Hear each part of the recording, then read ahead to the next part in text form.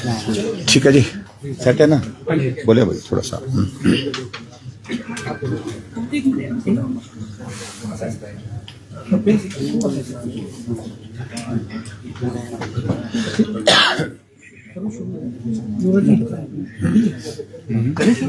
जी sir, RDG को लेकर आज जिस तरह से विधानसभा में हंगामा हुआ और उसके बाद रेजोल्यूशन पास कर दिया गया है, क्या कहेंगे इस पूरे मामले को लेकर? देखिए, पिछले 3 दिनों से विधानसभा जब से ये सत्र चला है, हिमाचल प्रदेश में ये पहली बार हुआ कि राज्यपाल जी के अभिभाषण पर चर्चा न करके नियम 102 के अंतर्गत रेवेन्यू डेफिसिट ग्रांट जो केंद्र सरकार के बजट में जिसका प्रावधान अब की बार रोका गया है फिलहाल, उस बात पर चर्चा करने के लिए रेजोल्यूशन लाया गया और उस रेजोल्यूशन में सत्ता पक्ष और विपक्ष के दोनों तरफ से सभी सदस्य प्रमुख रूप से बोले हैं, अधिकांश सदस्य बोले हैं। सत्ता पक्ष की ओर से राजनीतिक भाषा का इस्तेमाल किया जा रहा था, सदस्य बोलते रहे। चर्चा में हमने जब भाग लिया तो उस वक्त प्रस्तुत किए जाते थे वो तो अलग होते ही होते हैं, लेकिन फाइनेंस डिपार्टमेंट मुख्यमंत्री के पास है और मुख्यमंत्री फाइनेंस डिपार्टमेंट द्वारा दी गई प्रेजेंटेशन के आंकड़ों से हट करके बोल रहे थे और सिर्फ लक्ष्य सिर्फ भारतीय जनता पार्टी को कोसने का था, केंद्र की सरकार को कोसने का था और सिर्फ राजनीतिक मकसद की दृष्टि से यहां इस चर्चा को लाने के साथ कि अब ठीकरा भारतीय जनता पार्टी के ऊपर और केंद्र सरकार के ऊपर कैसे फोड़ा जाए, इसकी तैयारी थी। भारतीय जनता पार्टी की ओर से हमने बड़ा स्पष्ट किया है कि भारतीय जनता पार्टी प्रदेश हित में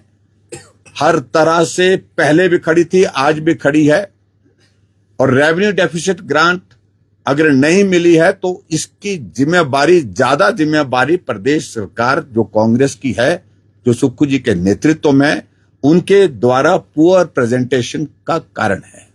प्रभावी ढंग से बातें नहीं रखी और आज मैं देख रहा था कि मुख्यमंत्री जी 15 फाइनेंस कमीशन का जो मेरा प्रेजेंटेशन था, जो मैंने फाइनेंस कमीशन के सामने रखी थी, उसका जिक्र कर रहे थे, पढ़ करके सुना रहे थे और एक कह रहे हैं। स्वाभाविक रूप से हिमाचल प्रदेश के लिए केंद्र सरकार की बहुत बड़ी मदद की आवश्यकता हमेशा रहती है और केंद्र लगातार हिमाचल प्रदेश को मदद कर रहा है। और मैं इस बात को लेकर के जब मैंने आंकड़ा सामने रखा उनके सामने कि आप हमको बताओ कि 2 फाइनेंस कमीशन जब कांग्रेस की यूपीए गवर्नमेंट केंद्र सरकार में थी, मनमोहन सिंह जी देश के नहीं दुनिया के जाने माने अर्थशास्त्री, देश के प्रधानमंत्री थे,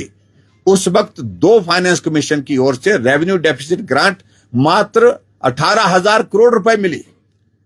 जब से मोदी देश के प्रधानमंत्री बने हैं, revenue deficit grant 2 finance commission की ओर से 14 और 15 में जो मिली वो 78,000 करोड़ रुपए मिली। 60,000 करोड़ रुपए ज्यादा मोदी जी के नेतृत्व में जब से एनडीए की सरकार बनी है हमको 14th और फाइनेंस कमीशन ने दिया है। और उसके बाद सेंट्रल टैक्सेस में लगातार हमारा शेयर जो है वो लगातार इंक्रीज हुआ है। अब की बार और उसमें इंक्रीज के साथ लगभग 14,000 करोड़ रुपए आपको हिमाचल प्रदेश के लिए मिलेगा। आप तर्क के साथ बात रखिए, आज भी बात रखिए, कल भी बात रखिए, वो काम आएगी। लेकिन हिमाचल के हित के लिए भारतीय जनता पार्टी हमेशा पहले भी खड़ी थी, आज भी खड़ी है और आने वाले समय में भी खड़ी रहेगी। लेकिन कांग्रेस पार्टी के राजनीतिक मकसद को पूरा करने के लिए हम उनके साथ नहीं हो सकते।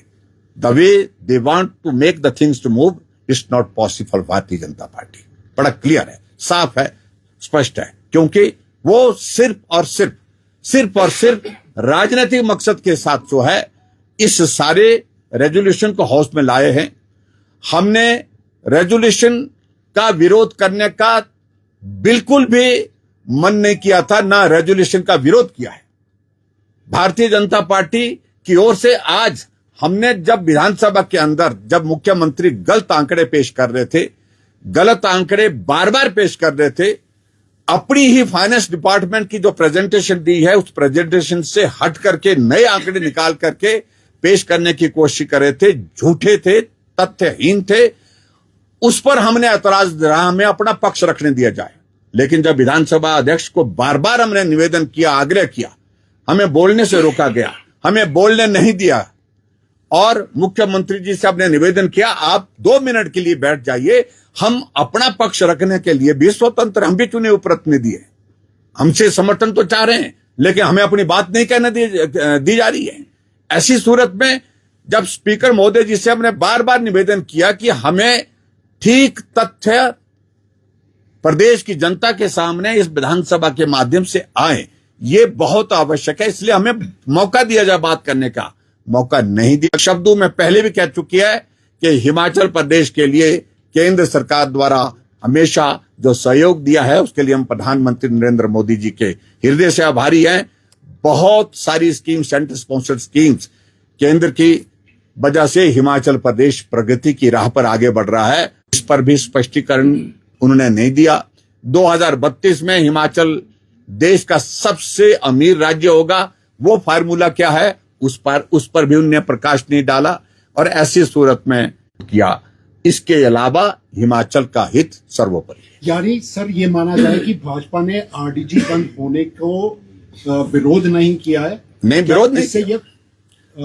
तो आप क्या सरकार के साथ पार्टी अपना पक्ष स्वयं अपने आप रखने में सक्षम है, लेकिन उनकी ओर से जिस प्रकार से बातें कही जा रही है कि साथ चलिए, हमको जहां बात कहनी होगी अपने तरीके से बात कहेंगे। आप सर राजनीतिक मंशा की बात कर रहे हैं, लेकिन मुख्यमंत्री ने तो हाउस में कहा, वो भी वही बात कह रहे हैं जो आपने 15 फाइनेंस कमीशन के सामने रखी, 16 के सामने रखी, और जब आप सत्ता से हटे तो आपके सुर बदल गए।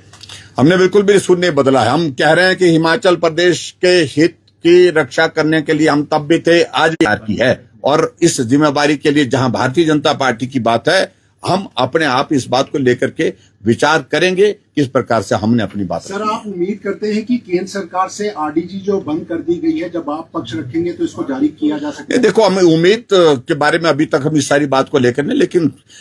प्रदेश सरकार की जिम्मेवारी जी का अभिभाषण 2 मिनट 7 सेकंड का, और ऐसी सूरत में उस पर चर्चा सबसे पहले होनी चाहिए थी, उस पर चर्चा अभी तक हुई नहीं। रेवेन्यू डेफिसिट ग्रांट का जो यहां पर इन्होंने रेजोल्यूशन और खासतौर से जिस पर चर्चा लाई है, कल के बाद आगे बढ़कर के सत्र चलता और महामहिम राज्यपाल महोदय जी के अभिभाषण पर चर्चा होती, धन्यवाद प्रस्ताव जो गवर्नमेंट की ओर से आता है उस पर चर्चा होती, जिस पर सब सरकार का बजट प्रस्तुत होना है, वो उसका इंतजार कर रहे हैं। और इसलिए उन्होंने 18 तारीख को ये अपना बजट, मुझे जो जानकारी मिली, मुझे पूरा सुनाई नहीं दिया क्या डेट दी है, 18